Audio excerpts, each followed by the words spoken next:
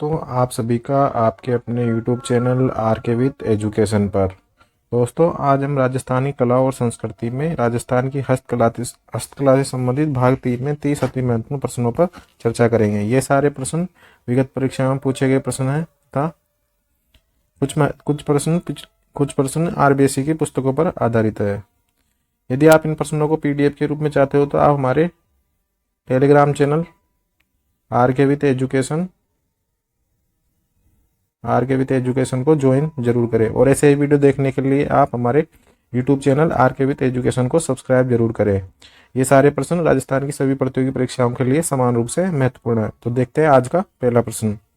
आज का पहला प्रश्न है, प्रश्न 1 दे रखा है, टेराकोटा पद्धति से मूर्ति बनाने में कौन सा स्थान प्रसिद्ध है। ऑप्शन 1 दे रखा है सियाड़गांव राजसमंद, ऑप्शन 2 दे रखा है गोविंदपुरा उदयपुर, ऑप्शन 3 दे रखा है मोलेला गांव राजसमंद, ऑप्शन 4 दे रखा है नवा टापरा गांव डूंगरपुर। तो सियाड़गांव राजसमंद में तो है श्रीनाथ जी का मंदिर। गोविंदपुरा किसान आंदोलन संबंधित है। मोलेला गांव राजसमंद में टेराकोटा पद्धति से मूर्ति बनाने के लिए स्थान प्रसिद्ध है। तो इसका सही आंसर रहेगा ऑप्शन नंबर 3 मोलेला गांव राजसमंद। और चौथा गांव दे रखा है जो नवा टापरा, यहाँ पर है संत माओ जी का स्थान। संत माओ जी का स्थान है यहाँ पे। तो इसका सही आंसर हो जाएगा ऑप्शन नंबर 3 मोलेला गांव राजसमंद। इसके बाद में अगला प्रश्न है, प्रश्न नंबर 2 दे रखा है, हरे बेल्जियम के कांच पर सोने एवं चांदी की कलाकृति क्या कहलाती है। ऑप्शन 1 दे रखा है उस्ता कला, ऑप्शन 2 दे रखा है थेवा कला, ऑप्शन 3 दे रखा है मुनवत्ती कला, ऑप्शन 4 दे रखा है कुंदन कला। तो हरे बेल्जियम के कांच पर सोने एवं चांदी की कलाकृति कहलाती है थेवा कला। क्या कहलाती है? थेवा कला। इसके बाद में अगला प्रश्न है, थेवा कला के लिए प्रसिद्ध स्थान कौन सा है। ऑप्शन 1 दे रखा है प्रतापगढ़, ऑप्शन 2 दे रखा है चित्तौड़गढ़, ऑप्शन 3 दे रखा है राजसमंद, ऑप्शन 4 दे रखा है उदयपुर। तो थेवा कला के लिए जो प्रसिद्ध स्थान है वह है प्रतापगढ़। कौन सा है? प्रतापगढ़। और थेवा कला को GI टैग प्राप्त हो चुका है। थेवा कला को GI टैग दिया जा चुका है। GI टैग दिया जा चुका है। तो इसका सही आंसर हो जाएगा ऑप्शन नंबर 1 प्रतापगढ़। इसके बाद में अगला प्रश्न है, प्रतापगढ़ का सोनी परिवार किस कला के लिए प्रसिद्ध है। ऑप्शन 1 दे रखा कुंदन कला, ऑप्शन 2 दे रखा मुनवत्ती कला, ऑप्शन 3 दे रखा थेवा कला, ऑप्शन 4 दे रखा है फटचित्र कला। तो प्रतापगढ़ का जो सोनी परिवार है वह है थेवा कला के लिए प्रसिद्ध है। कौन सी कला के लिए? थेवा कला के लिए प्रसिद्ध है। और महेश विजयराज सोनी इनको इस कला के लिए 2015 में पद्मश्री भी दिया गया है। पद्मश्री पुरस्कार दिया गया है। और प्रतापगढ़ का ये जो सोनी परिवार है इस कला के लिए प्रसिद्ध है और ये लिम्का बुक में दर्ज है। लिम्का बुक रिकॉर्ड में दर्ज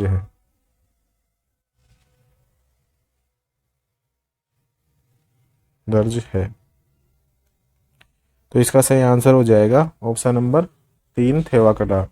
इसके बाद में अगला प्रश्न है, राजस्थान लाल संगमरमर की मूर्तियां कहाँ की प्रसिद्ध है। ऑप्शन 1 दे रखा है थानागाजी, ऑप्शन 2 दे रखा है बहरोड, ऑप्शन 3 दे रखा है राजगढ़, ऑप्शन 3 दे रखा है धौलागढ़। ये चारों के चारों स्थान ही है अलवर में। कहाँ पर है? अलवर में। तो लाल संगमरमर की मूर्तियां जो प्रसिद्ध है वह है थानागाजी अलवर की। तो इसका सही आंसर रहेगा ऑप्शन नंबर 1 थानागाजी अलवर। इसके बाद में सफेद जो संगमरमर की मूर्तियां हैं, सफेद संगमरमर की जो मूर्तियां हैं वह है जयपुर की प्रसिद्ध। कहाँ की प्रसिद्ध है? जयपुर की। और जो लाल संगमरमर की हो गया वो एक काले संगमरमर की जो मूर्ति है वह तलवाड़ा बाड़मेर की। कहाँ की है? तलवाड़ा बाड़मेर की। और एक है जिंक से बनी मूर्तियां,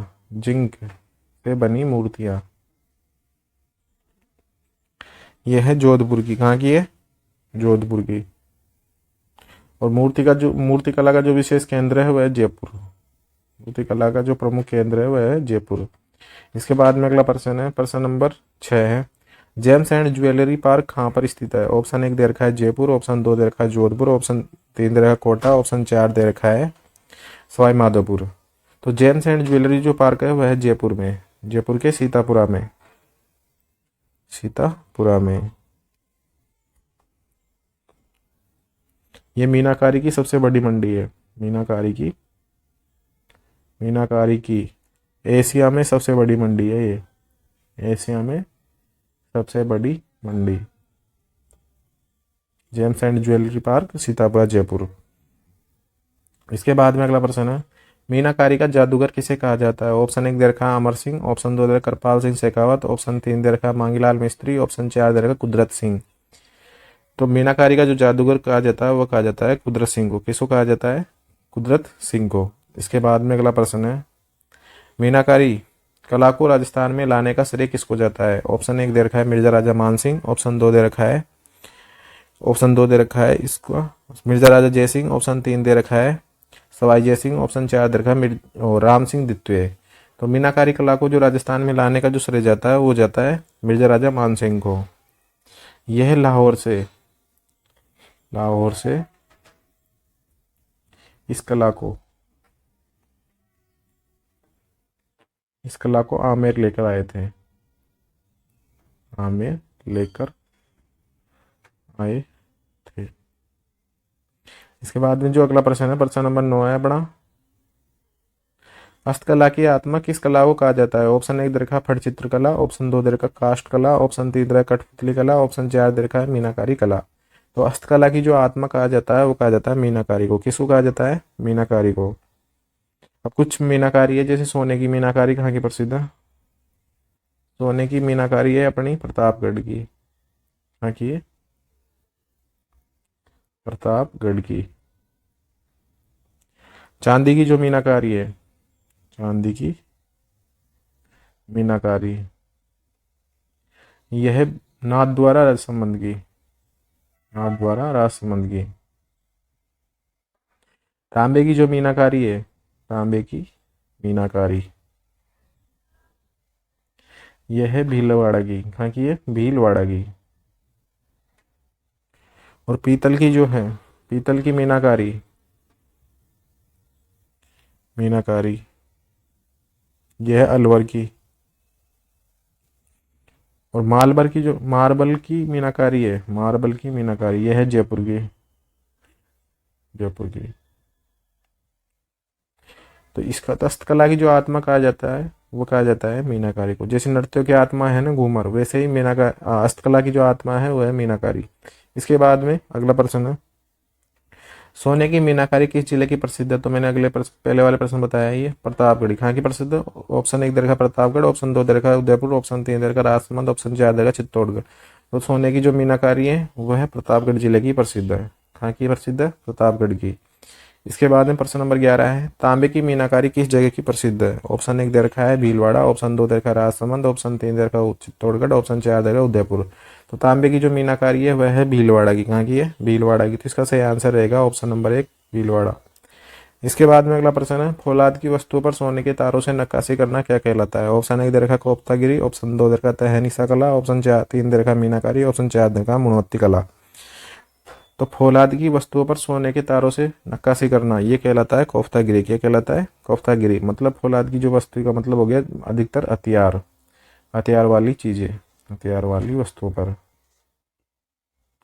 और ये कहलाती है कोफ्तागिरी। और ये है कहाँ की? दसमिक पंजाब नामक स्थान की है, मूलतः जो गुजरात से राजस्थान में आई,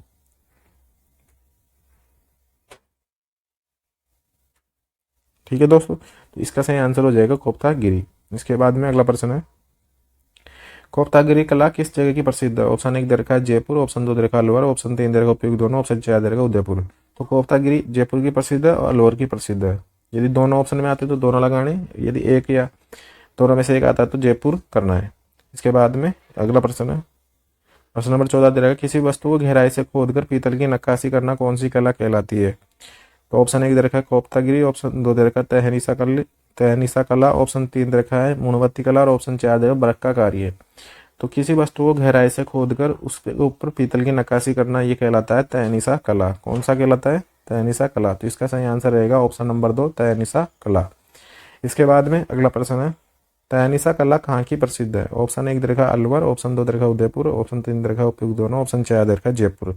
तो तैनीसा कला है अलवर की और उदयपुर की, तो इसका सही आंसर रहेगा उपयुक्त दोनों। तो एक तो हो गई अपने पास में कोप्तागिरी, कोप्तागिरी तो ये तो प्रसिद्ध है जयपुर की और अलवर की, जयपुर व अलवर की। और जो तहनीसा है, तहनीसा कला है, ये अपनी प्रसिद्ध है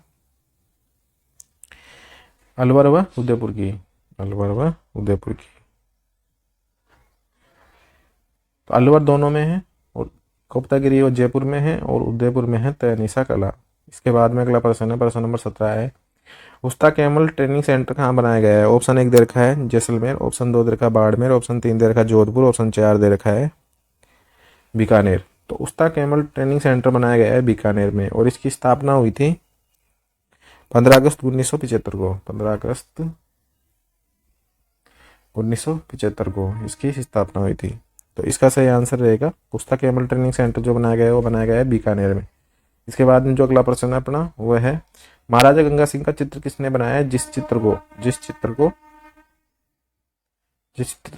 चित्र को यूएनओ में रखा गया है। ऑप्शन 1 दे रखा है नूर मोहम्मद, ऑप्शन 2 दे रखा है इसामुद्दीन उस्ता, ऑप्शन 3 दे रखा है इलाही बख्श, ऑप्शन 4 दे रखा है कादर बख्श उस्ता। तो जो इसका चित्र बनाया है महाराजा गंगा सिंह का, ये वाला प्रश्न तो एग्जाम में न जाने कितनी बार पूछा जा चुका है। इलाही बख्श उस्ता द्वारा, किसके द्वारा? इलाही बख्श उस्ता द्वारा। और जो उस्ता कला को प्रसिद्ध किया है ना वो किया है कादर बख्श ने। किसने? कादर बख्श ने। ऊँट की खाल पर चित्रकारी करना क्या कहलाता है? ऑप्शन 1 देखा उस्ता कला, ऑप्शन 2 देखा मोमबत्ती कला, ऑप्शन 3 देखा कुंदन कला, ऑप्शन 4 देखा मीनाकारी। तो ऊँट की खाल पर जो चित्रकारी की जाती है वो कहलाती है उस्ता कला। तो इसका सही आंसर रहेगा ऑप्शन नंबर 1 उस्ता कला। इसके बाद में अगला प्रश्न है, कहाँ की जेल में बनाए जाने वाले गलीचे बाहर निर्यात किए जाते हैं? ऑप्शन 1 दे रखा है बीकानेर, ऑप्शन 2 दे रखा है टोंक, ऑप्शन 3 दे रखा है अलवर, ऑप्शन 4 दे रखा है भरतपुर। तो बीकानेर की जो जेल है उसके अंदर जो बनाए जाते हैं ना कैदियों द्वारा बनाए गए गलीचे, कैदियों द्वारा बनाए गए गलीचे बीकानेर के यहाँ से बाहर भी निर्यात किए जाते हैं, यहाँ से बाहर भी निर्यात किए जाते हैं। और ये प्रश्न भी एग्जाम में आ चुका है। इसका सही आंसर रहेगा ऑप्शन नंबर 1। इसके बाद में अगला प्रश्न है, खेल से कहाँ के प्रसिद्ध है? ऑप्शन 1 दे रखा है लेटा गांव जालोर, ऑप्शन 2 दे रखा है सांचौर जालोर, ऑप्शन 3 दे रखा है गुडा बलोथल गांव जालोर, ऑप्शन 3 दे रखा है 1 और 3 दोनों। तो इसका सही आंसर रहेगा खेल से होते हैं। ओढ़ने की जो मोटी चादर होती है ना उसको बोलते हैं खेल से, ओढ़ने की मोटी चादर उसको बोलते हैं खेल से। और ये प्रसिद्ध है एक तो लेटा गांव के,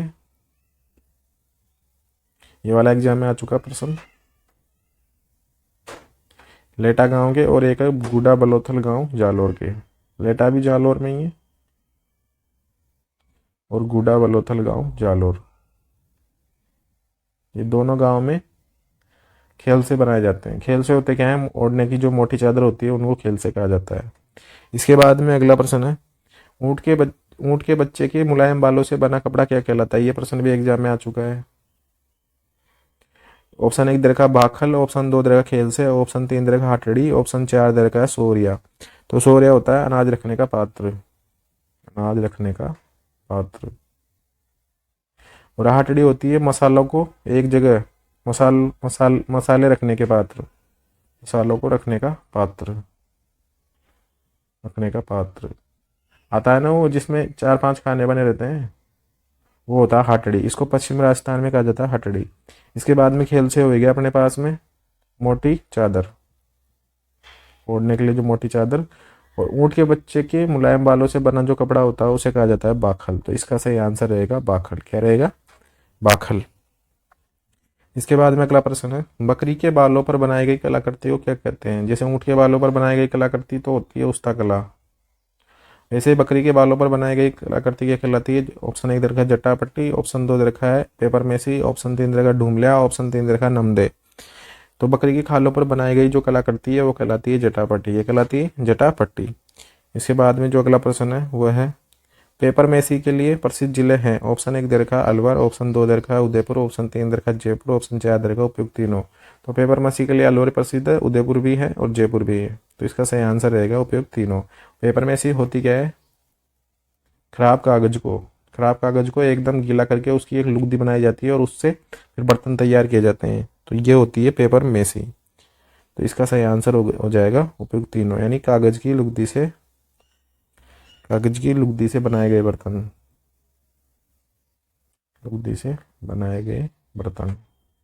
ये होती है पेपर मेसी। इसके बाद में अगला प्रश्न है, ये वाली जो 3 प्रश्न अगले वाले ये आरबीएससी की किताबों से same as it is line दे रखी है, वहाँ से लिए गए हैं। तो ऑप्शन प्रश्न नंबर 25 दे रखा है, महिलाएं आंखों को तीर के समान दर्शाने के लिए नीचे पलक के साथ क्या गुदवाती है। तो ये लाइन सेम दे रखी है उसके अंदर। तो ऑप्शन 1 देख लीजिए इसका। ऑप्शन 1 दे रखा गोडलिया, ऑप्शन 2 दे रखा टेरना, ऑप्शन 3 दे रखा सारिया, ऑप्शन 4 दे रखी गोडली। तो महिलाएं आंखों को तीर के समान दर्शाने के लिए पलक के नीचे जो गुदवाती है उसको बोलते हैं सारिया। क्या बोलते हैं? सारिया। इसके बाद में अगला प्रश्न है, पशुओं के शरीर पर विविध प्रकार की आकृतियों के बड़े कलात्मक दाग दिए जाते हैं, इन दागों के निशान को क्या कहा जाता है। ऑप्शन 1 का सारिया, ऑप्शन 2 का गोडलिया, ऑप्शन 3 का फ्रेस्को, ऑप्शन 4 का कोट। तो पशुओं के शरीर पर विभिन्न प्रकार की आकृतियों के बड़े बड़े कलात्मक दाग दिए जाते हैं, इन निशानों को, ये जो पूरी कला होती है इसको तो कहते हैं अटेरना। क्या कहते हैं? अटेरना। और इन दागों के जो निशान होते हैं इनको कहा जाता है गोडलिया। क्या कहा जाता है? गोडलिया। ये प्रश्न भी आरबीएससी किताब से लिए गए हैं। अभी तक ये दोनों प्रश्न कभी आए नहीं है, लेकिन आएंगे जरूर ये। इसके बाद में प्रश्न नंबर 27 है, राजस्थान में चित्रकारी की विशुद्ध पद्धति कौन सी है। ऑप्शन 1 दे रखा है ओस पद्धति, ऑप्शन 2 दे रखा है टेम्परा पद्धति, ऑप्शन 3 दे रखा है जल रंग पद्धति, ऑप्शन 4 दे रखा है पेस्टल पद्धति। तो राजस्थान में जो चित्रकारी की विशुद्ध पद्धति है वह है पेस्टल पद्धति। कौन सी पद्धति है? पेस्टल पद्धति। इसके बाद में अगला प्रश्न है, मान प्रकाश पुस्तकालय कौन से दुर्ग में है। ऑप्शन 1 दे रखा है मेहरानगढ़ दुर्ग, ऑप्शन 2 दे रखा है रणथंभौर दुर्ग, ऑप्शन 3 दे रखा है आमेर दुर्ग, ऑप्शन 4 दे रखा है जयगढ़ दुर्ग। तो मान प्रकाश जो पुस्तकालय है वह है मेहरानगढ़ दुर्ग में, और मेहरानगढ़ दुर्ग कहाँ है? जोधपुर में, जिसकी नींव 1459 में राव जोधा ने रखी थी करणी माता के आशीर्वाद से।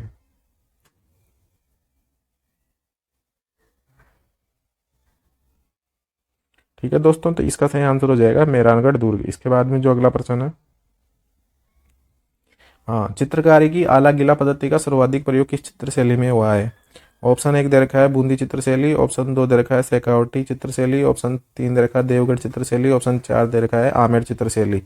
तो चित्रकारी की जो आला गीला पद्धति का जो सर्वाधिक प्रयोग हुआ है वो हुआ शेखावटी चित्रशैली में। और आला गीला पद्धति का जो सबसे पहले प्रयोग हुआ है, सर्वप्रथम जो इसमें प्रयोग हुआ है, सबसे पहले प्रयोग वो हुआ है आमेर चित्रशैली में। किसमें हुआ है? आमेर चित्रशैली में। और सर्वाधिक किसमें हुआ है? शेखावटी चित्रशैली में। इसके बाद में अगला प्रश्न है, जिंक से निर्मित पानी की बोतल जिसमें पानी का ताप परिवर्तन नहीं होता, पानी के ताप में परिवर्तन नहीं होता। ऑप्शन 1 दे रखा बादला, ऑप्शन 2 दे रखा गोखरू, ऑप्शन 3 दे रखा मोण, ऑप्शन 4 दे रखा कूपी। तो मोण होते हैं बड़े बड़े मटके, ये होते हैं मटके जो हैं मेड़ता नागौर के प्रसिद्ध, मेड़ता नागौर के। गोखरू एक आभूषण भी होता है, और गोखरू एक गोटे का प्रकार भी होता है, गोटे का प्रकार। और गोखरू एक आयुर्वेदिक दवाई भी होती है।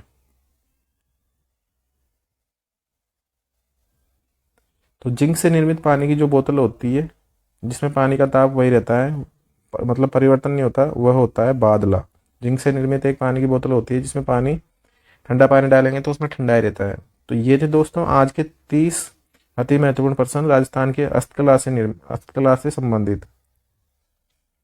ये सारे प्रश्न आरबीएससी की पुस्तकों पर हैं तथा कुछ प्रश्न पिछली परीक्षा में पूछे गए हैं। यदि आपको इसी प्रकार के प्रश्न और देखने हैं तो आप हमारे यूट्यूब चैनल को सब्सक्राइब जरूर कर दें, और यदि इन प्रश्नों को पीडीएफ के रूप में चाहे तो Telegram channel RK with education को ज्वाइन जरूर करें। और ऐसे ही वीडियो देखने के लिए आप हमारे चैनल पर